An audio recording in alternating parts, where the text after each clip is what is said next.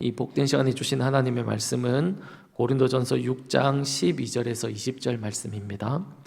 고린도전서 6장 12절에서 20절 말씀입니다.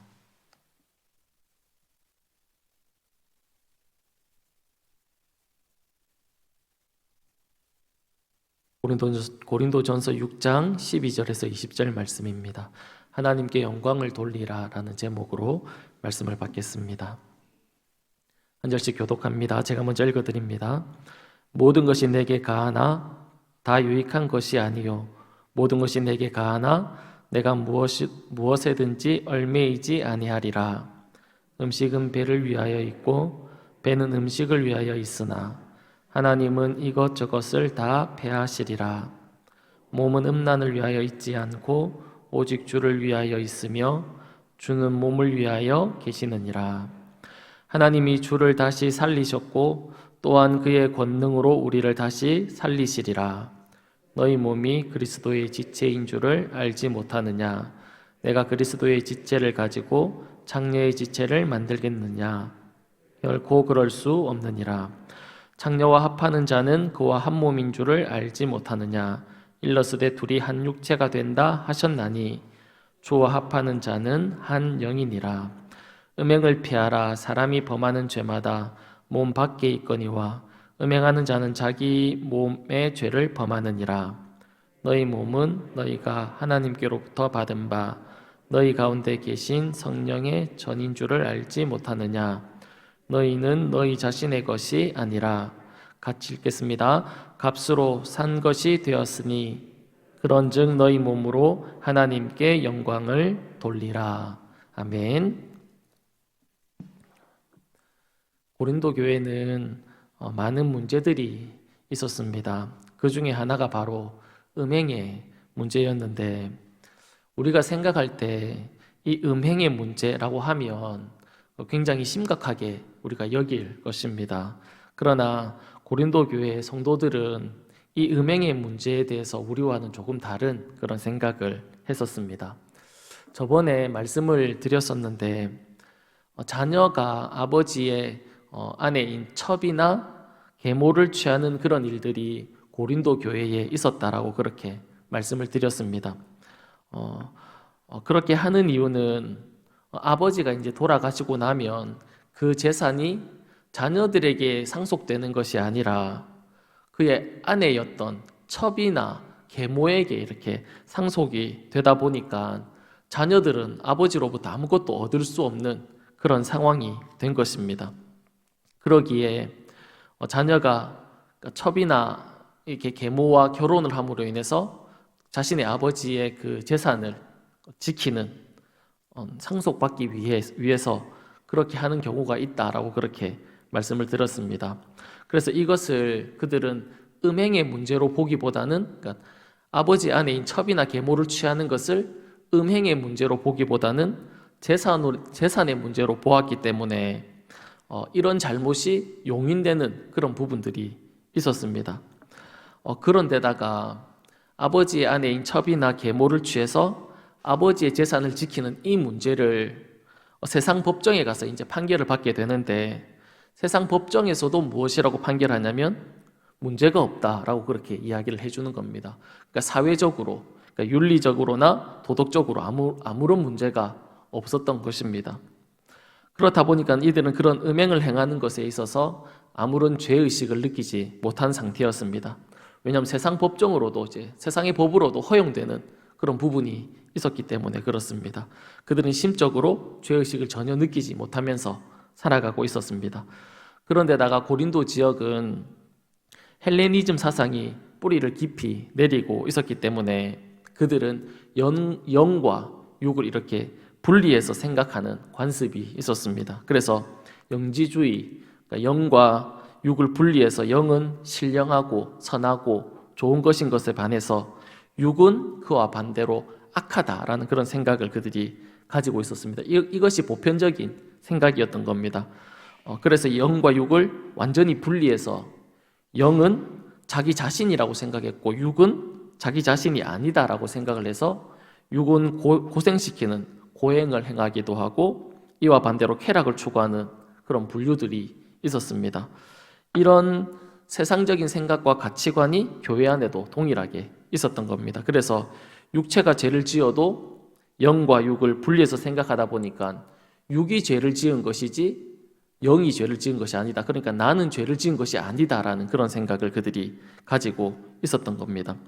그리고 또 한 가지는 하나님을 믿는 우리는 우리의 모든 죄, 그러니까 과거에 지었던 죄, 지금 짓고 있는 죄, 앞으로 지을 죄까지 다 용서를 받았다라는 것을 그들이 믿고 생각하고 있었기 때문에 이런 죄의 문제에 대해서는 자유로움이 그들에게 있었던 겁니다.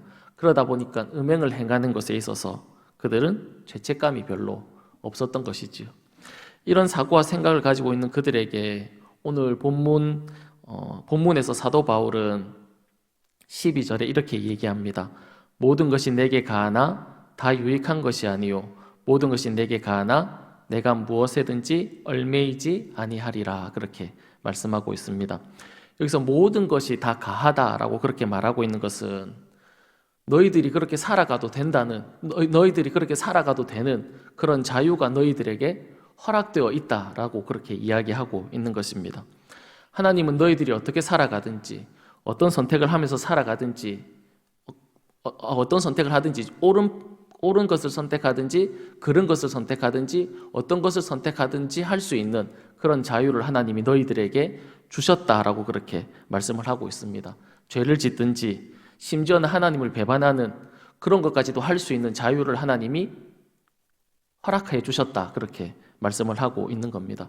그것은 우리도 동일합니다. 우리에게도 그런 자유가 다 주어져 있지요.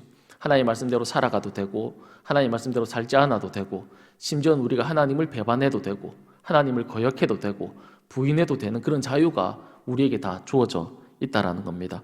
그런 자유를 가지고 있는 고린도 교회 성도들이 어떤 삶을 살았다라고 말씀하고 있냐면 자신의 욕심을 쫓아가는 삶, 자신의 쾌락과 자신의 육체가 원하는 그런 소욕을 쫓아가는 삶을 고린도 교회 성도들이 살아가고 있었다라고 그렇게 말씀하고 있습니다.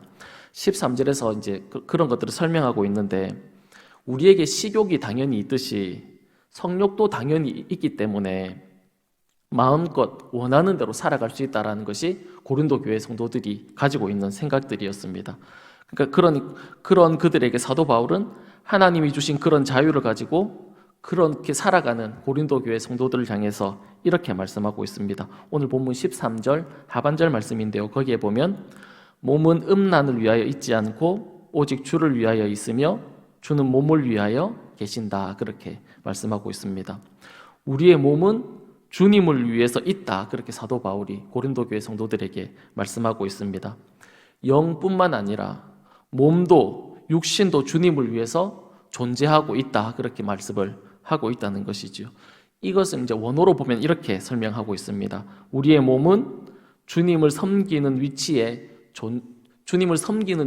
우리의 몸이 있어야 한다, 존재해야 된다 그렇게 말씀을 하고 있는 것이지요. 그러니까 하나님은 우리에게 무엇을 할 수 있든지 무엇이든지 할 수 있는 그런 자유를 우리에게 허락해 주셨는데 우리가 그 자유를 가지고 어떻게 사용해야 된다라고 말씀하고 있냐면 하나님을 섬기는 위치에 우리의 몸을 두어야 한다 그렇게 말씀을 하고 있는 것입니다.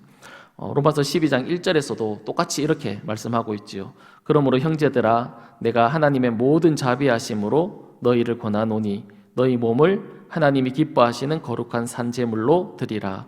이는 너희가 드릴 영적 예배다 그렇게 말씀하고 있습니다. 사도 바울은 우리의 몸을 하나님이 기뻐하시는 것에 사용해야 된다 그렇게 고린도 교회 성도들을 향해서 말씀을 하고 있습니다. 오늘 본문에서 나오는 표현을 빌리자면 20절 하반절 말씀에 이렇게 얘기합니다. 그런즉 너희 몸을 하나님께 영광을 돌려야 한다. 너희 몸으로 하나님께 영광을 돌려야 한다. 그렇게 말씀을 하고 있다는 것이죠. 그리고 사도 바울은 좀 더 나아가서 15절에 보면 우리의 몸을 그리스도의 지체가 된다 그렇게 말씀하고 있습니다. 너희들이 그렇게 하찮게 여기는 몸, 그 육신이 주님과 한 지체가 된다라는 것을 설명하고 있다는 겁니다. 주님과 떨어져 있는 것이 아니라 같이 붙어 있다라는 사실인 것이죠. 그래서 요한복음 15장 5절에서는 이것을 이렇게 비유로 설명하죠. 주님을 포도나무로, 그리고 우리를 그 포도나무에 붙어있는 가지로, 그러니까 서로 붙어있는 관계, 떨어질 수 없는 관계로 이렇게 설명을 하고 있다라는 겁니다. 주님과 우리가 분리가 될 수 없다라는 것입니다. 그것을 더 적나라하게 보여주는 표현이 오늘 본문 16절과 17절에 나오는데, 16절을 먼저 보시면 창녀와 합하는 자는 그와 한 몸인 줄을 알지 못하느냐, 일러스되 둘이 한 육체가 된다, 그렇게 말씀합니다. 창녀와 합하는 자는 한 육체가 된다, 그렇게 표현하고 있고, 17절을 보면 주와 합하는 자는 한 영이 된다, 그렇게 말씀하고 있습니다. 이것을 통해서 사도 바울은 너희의 몸을 누구와 합해서 있어야 되는지를 더 적나라하게 보여주고 있다는 것이지요. 창녀와 합하는 자는 육체가 된다, 그리고 하나님과 합하는 자는 영이 된다, 그렇게 말씀하고 있다라는 겁니다. 그리고 여기서 조금 더 나아가서 사도 바울은 19절에서 너희 몸은 하나님께로부터 받은 바 너희 가운데 계신 성령의 전이다, 성령이 거하시는 전이다, 그렇게 말씀하고 있습니다. 성전이 어떤 곳입니까? 거룩한 곳이지요. 성전에서 음행을 행하게 된다면 우리는 가만히 있지 않을 것입니다. 만약에 우리 교회 안에서 음행을 행하는 일들이 일어난다면 우리는 가만히 있지 않을 것입니다. 지금 너희의 몸을 소욕을 쫓아 행하는 것이 마치 이와 같다라는 것이지요. 그러므로 사도 바울은 오늘 본문에서 단호하게 우리에게 이렇게 말씀하고 있습니다. 20절 말씀입니다. 너희 몸을 하나님께 영광을 돌려야 한다, 그렇게 말씀을 하고 있다라는 겁니다. 사랑하는 여러분, 하나님은 우리에게 모든 것을 할 수 있는 그런 자유를 허락해 주셨습니다. 이 자유는 하나님도 거부할 수 있는 그런 자유입니다. 이것을 가지고, 이런 자유를 하나님께서 우리에게 허락하셨는데, 이런 자유로 사도 바울은 너희의 욕심과 너희의 육체의 소욕을 쫓아서 살아가지 말고, 자신을 위해서 살지 말고 하나님의 영광을 위해서 너희들이 살아가는 자들이 되라, 그렇게 하나님께서 말씀하고 있다라는 겁니다. 사랑하는 여러분, 우리 모두 다 우리의 몸을 가지고 어떻게 살아가야 하겠습니까? 우리의 육체의 소욕이 아니라 하나님의 영광을 위해서 살아가야 되지 않겠습니까? 간절히 바라기는 하나님께서 원하시는 그런 삶을 살아가는, 우리의 몸을 하나님께서 원하시는 곳에 드리는 그런 저와 여러분의 삶이 다 될 수 있기를 간절히 축복합니다. 기도하겠습니다. 살아계신 하나님 아버지, 우리에게 참 귀한 자유를 주셨는데, 하나님 그 자유를 가지고 우리가 하나님이 기뻐하시는 곳에 사용할 수 있는 저희들의 삶이 다 될 수 있도록 주님 축복해 주옵소서. 그런 삶을 살기 위해서 힘쓰고 노력하며 애쓰는 저희들의 삶이 다 될 수 있도록 주님 은혜를 허락하여 주옵소서. 무엇보다도 우리 가운데 계신 그 성령님이 계신 몸이라는 것을 우리가 기억하고, 하나님 우리의 몸을 소중히 여기고 아끼고 가꾸며 살아갈 수 있는 저희들의 삶이 다 될 수 있도록 은혜 베풀어 주옵소서. 고맙고 감사하며 살아계신 예수님의 이름으로 기도드립니다. 아멘.